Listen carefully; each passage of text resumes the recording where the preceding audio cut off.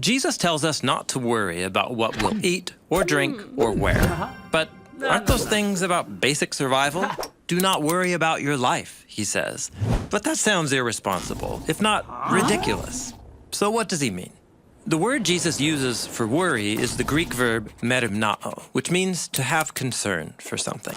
And sometimes concern is good, like having concern for a friend. But often our tendency to be concerned can get out of hand, choosing to focus on potential problems or dwelling on disasters that might happen.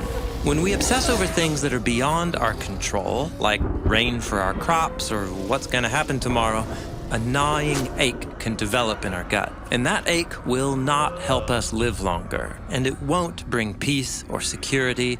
It only steals the joy out of the life that we do have right now. Jesus wants to free us from that gnawing ache of worry by redirecting our attention to God's trustworthy character. Notice the birds, he says.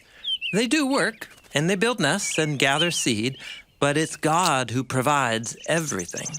Or check out the lilies, how God has clothed them with stunning beauty. Jesus is drawing on biblical poems like Psalm 104, which describe how God holds the universe in a delicate balance and lavishly cares for his creation. And if God cares for birds and flowers, Jesus asks, how much more does he care for you?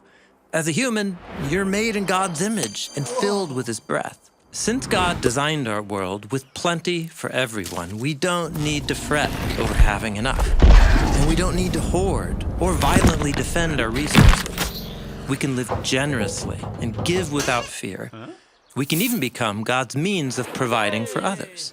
If we're wrestling with the choice to stay worried about scarce resources or potential problems, Jesus invites us to take a deep breath and trust that in the end, God's provision is more than enough for everyone. And Jesus says there is a lot of evidence. Watch the birds and gaze at the lilies and see God's generous care for his whole creation.